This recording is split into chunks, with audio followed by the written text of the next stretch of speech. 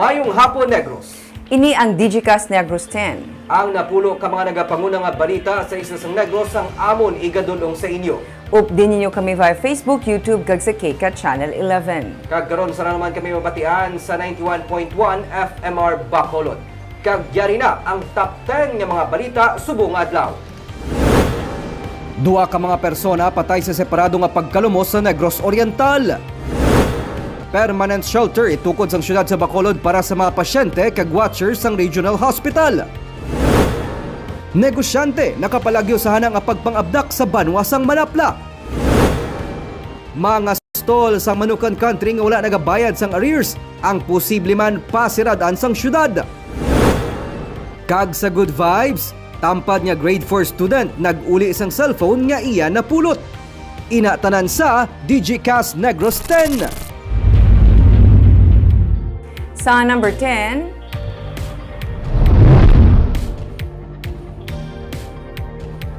mga howler sa karon ang ginapahanumdum nga dapat hindi maglapaw sa limit sa ginakarga nga tubo. Sini nga bulan sa Agosto ginapaabot ang pagsugod sang milling season o kun abri galing. Gani hindi malikawan sa mga dalanon ang mga nagabiyahe nga truck karga ang mga tubo. Sino kay Governor Eugenio Jose Lacson, hindi lamang ang mga tag-iya sang truck nga nagakarga sang tubo ang iya nga ginapahanumdum, kundi mismo ang mga nagabiyahe sa dalanon nga dapat maghalong man. Hindi malikawan suno kay Lacson nga may mga nagakaaberya nga truck kag hindi manigar nga ini ang gintunaan sa mga aksidente labi na sa gabi.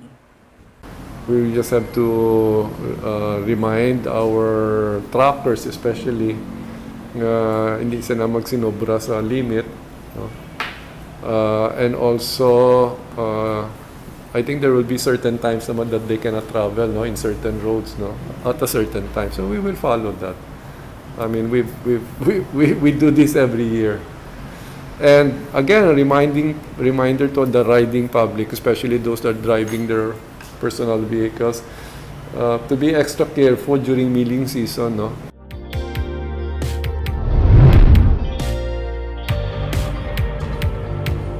Sa number 9, mataas man ang dengue cases kung ipaanggid sa mga recorded cases sang nagligad nga tuig. Pero suno sa Provincial Health Office, may nakita na sila nga pagnubo kung ipaanggid sa mga nagliligad nga simana. Sa July 23 nga report sang PHO, 296 ang na-record nga bago nga kaso sang dengue sa probinsya. Mas nagdubo ini kung ipaanggid sa nagligad nga simana kung sa July 16 nga report nga may 213 new cases. Suno kay Dr. Jessica Fama sang PHO, mahimo ini ang bunga sang mas ginpasupog nila nga kampanya sa mga komunidad para mapamatukan ang dengue.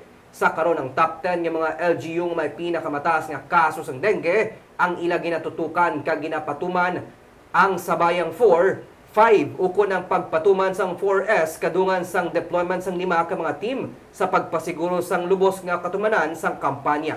May hindi maglubo sa napulo ka mga LGU ang nagpatuman sang fogging suno kay Fama kag amat-amat ang pag-activate sa mga dengue task force sa kada LGU. Humalin sang Enero tubtob Hulyo 23, 2,674 ang dengue case sang probinsya, 800.73% nga mas mataas ini kung ipanggid sa 2021. Nagapanubo na ang trend sang dengue.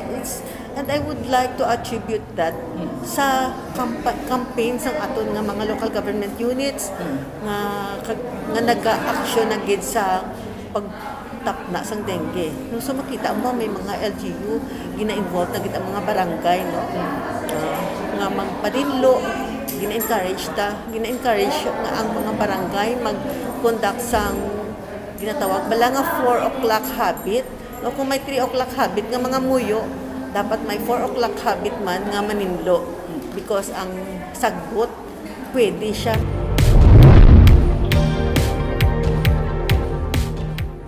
Sa number 8, 2023 annual budget sang probinsya ang ginapaabot nga maganubo. Financial assistance ang ginalantaw isa sa mga maapektuhan. 5.7 billion pesos ang 2022 budget sa Negros Occidental. Sunod kay Governor Eugenio Jose Lacson, Padayon pa nga ginahanda sang tagsa ka departamento ang 2023 budget kag sa bulan sang Oktubre natala na ini nga isubmit sa sangguniang panlalawigan para sa approval. Suno kay Lacson, epekto sang 780 million pesos nga buhin gikan sa National Tax Allotment ginapaabot nga maganubo man ang 2023 nga budget. May mga adjustment nga ipatuman kag nalakip na diri ang financial assistance nga gina-release. Sa karon ginatutukan man sa probinsya ang pagpaayos ng local revenues nga nagalakip sang pwede nga ma-income gikan sa mga economic enterprise. Suno kay Lacson, ginapadali na niya ang pag-operate sang food terminal market ukon ang sadto kilala nga pala-pala. May ginabayaran man nga loan ang probinsya angot sa pagpatukod sini. May na-identify na nga mga tenants sa karon suno kay Lacson. Padayon naman ang ganar sa cyber center nga karon santo na ang ginaganar para makabayad sa amortization sini. Well, 780 million less from the NTA, National Tax Allotment. So yes, I expect a lower budget. So there will be adjustments. Definitely there will be adjustments, especially in our financial assistance. Sa number 7,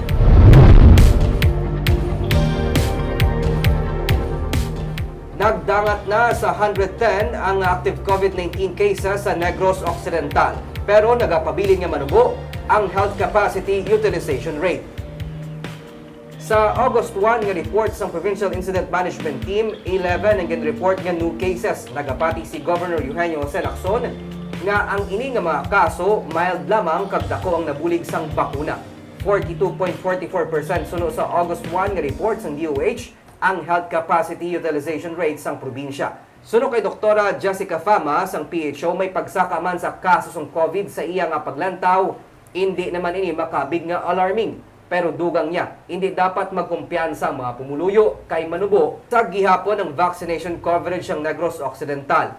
Sa DOH report, 76.23% ang fully vaccinated sa Negros Occidental. 59.88% naman ang fully vaccinated sa mga senior citizens sini nga suno kay Fama among vulnerable sa COVID-19. Ginasugda naman sa karon ng second dose ang booster shot sa mga 12 anyos pasaka nga may comorbidities nga immunocompromised. Subong ang average ta mga dra sa mga 10 to 14 cases a day. Pero kung lang tawunta ang aton nga hospital, hindi pagid man overwhelmed ang aton hospital. Galing kay ang aton nga vaccination rate nubo pa. So hindi pa kita kampante nga hindi magtaas ang COVID tungod damo pa sang unvaccinated.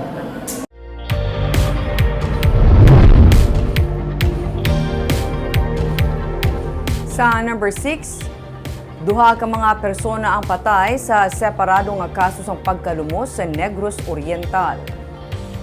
Patay 66 anyos nga mangunguma sa La Casiliana nga si Sunny Ambang matapos ini malumos kahapon sa Bayawan City, Negros Oriental. Sunod sa PNP, nagatabok lang sa suba ang biktima nga papauli na kuntani sang ini malumos. Dead on arrival siya sa ospital. Samtang patay man sang Sabado, 20 anyos nga si Jerome Haas sang malumos ini sa beach sa Siaton. Sandig sa investigasyon, nagpaligo sa baybay ang biktima kag nagpadulong sa madalom nga bahin sang dagat. Wala na ini makabutwa sunod sa pulis kag masobra isa pa ka oras sang siya ang masapwan. Wala na ini sang kabuhi sang masapwan.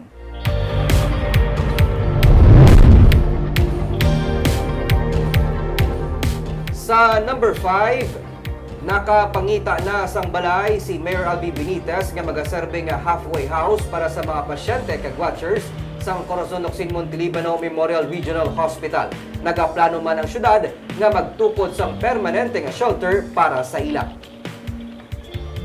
Suno kay Mayor Albi Benitez, ang halfway house ang ginaamat-amatan na kaayo para masailuhan sa mga pasyente kag watchers nga nagapabilin sa temporary shelter sang Barangay 18. Pero magluwas sa halfway house, may plano man ang syudad nga magtukod sa mangin permanente na nga shelter para sa mga pasyente kag watchers sa regional hospital sa amuman nga barangay.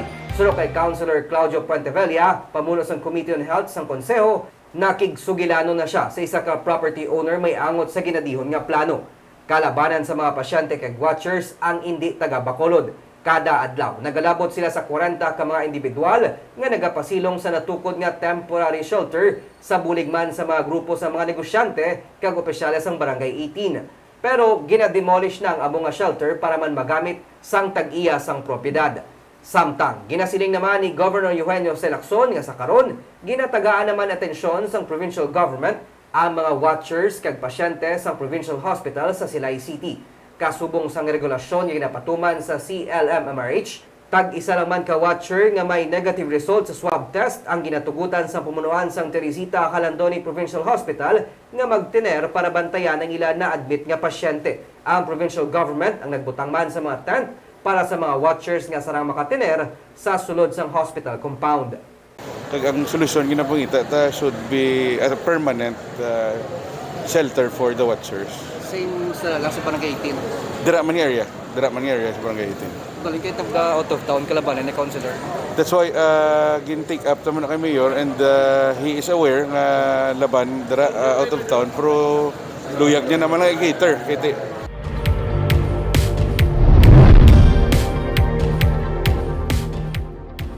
Sa number 4, negosyante ang nakapalagyo sa ginaalegar tuyo nga pag-abdak sa Manapla. Paday ng investigasyon karon sa Manapla PNP angot sa ginaalegar tuyo nga pag-abdak sa isa ka negosyante sang Domingo sa Barangay 1B sa Banwa sang Manapla. Sa investigasyon sa Manapla PNP, gikan sa hampa nga basketball ang pikima kag papauli na kuntani sang hinali siya ginbanggaan sang 5 ka persona nga nakabonet kag siya ang ginpusasan kag puwersa nga ipasakay kuntani sa itom nga SUV. Apang nakapalagyo ang negosyante kag nakapangayo sang bulig sa otoridad. Gilayo naman nga nagpalagyo ang salakyan. Hindi pa matumod sa karon sang PNP kung ano ang mahimo motibo sa hana nga pag-abduct sa biktima.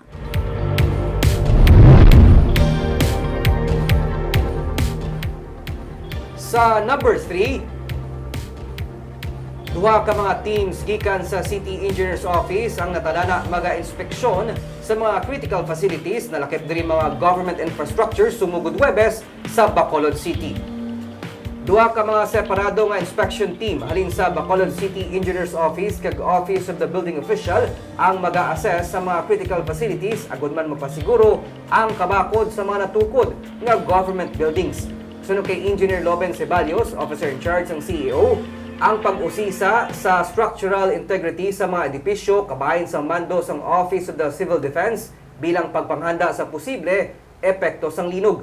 Ang Department of Education ang ginmanduan man nga mag-usisa sa mga school buildings labi na karon nga nagahilapit ang pagbalik sang face-to-face classes sa Agosto 22. Is supposed to be kung hindi na fit, hindi critical na delikado. Ang number one is to protect the protection of the lives and property. So kung hindi na sa fit, may mga recommendations makamina, and then they will follow the recommendations supposed to be. But so far sa aton diri wala man ta naapektuhan diya. Wala. Sa number 2,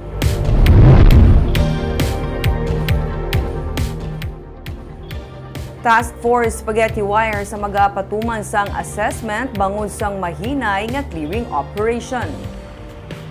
Sa pagsugod man sa palangakuan ni Mayor Albi Benitez, ginsugdan sang Task Force Spaghetti Wire sang paghimo sa mga nagalinambod ng mga kable sang telecommunications company sa Bacolod. Natapos na sang Task Force sa paghimo sa mga spaghetti wire sa dalan San Juan. Ugaling sunod kay Councilor Al Victor Espino, chairperson ng Committee on Transportation and Traffic, tungod man sang malaing nga tiyempo, nangin mahinay ang ginapatuman nga clearing operations ng task force. Gani natalana man nga magsapol ang iya komitiba upod sa katapos ng task force spaghetti wires, agud mag-assess kag magporma sang dugang nga mga tikang para mabuhinan ang kadamuon sa mga spaghetti wire sa syudad. Natukiban sa task force nga masobra sa 80% sa mga kable sa mga telco nga masami makita nagalinambod sa mga poste ang hindi na mapuslan. So, nakita naton nga hinay gid katama ang kamatuoran. On our first 2 days, we only accomplished more or less about 25 linear meters along San Juan Street. So that's a 2-day operation. So kabay pa, amo na gani that we will conduct an assessment meeting together with the stakeholders and ang task force on spaghetti wires. Kag sa numero 1 sa mga balita subong nga adlaw.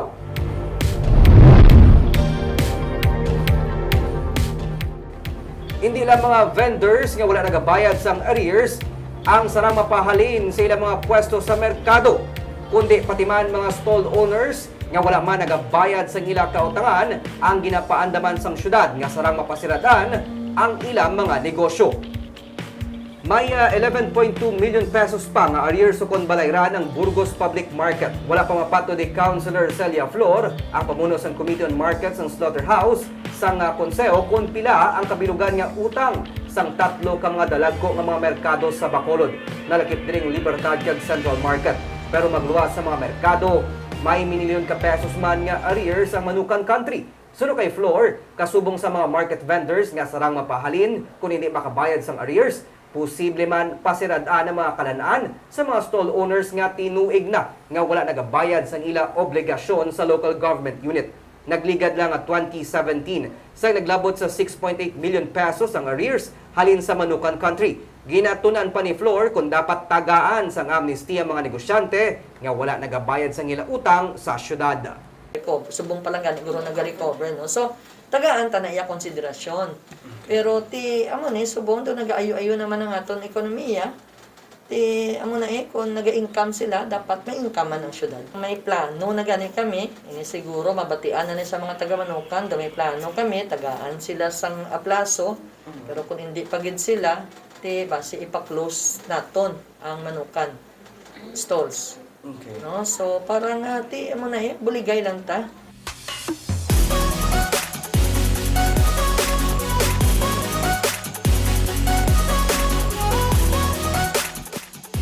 Sa Good Vibes, tampad nga grade 4 nga estudyante nag-uli isang cellphone nga iya napulot.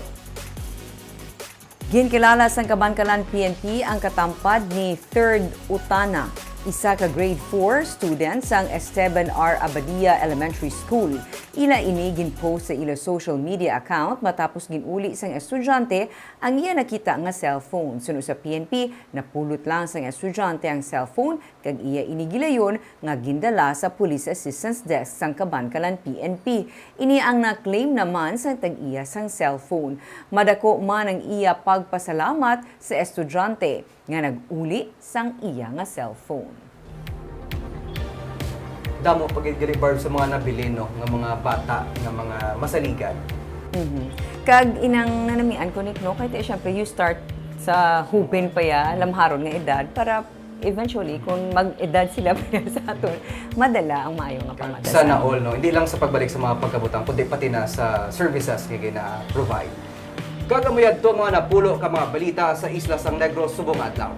Kay man sa panahon karon importante nga may ibalo ka sa nagakatabo sa imo nga palibot. Pero dapat balanse kag insakto ang mga impormasyon. Parahan kami nga magapangalagad sa Negrosanon. Ako si Barbara Mijares. Kag ako naman si Nico Delfin. Tugtugwas, maayong hapon.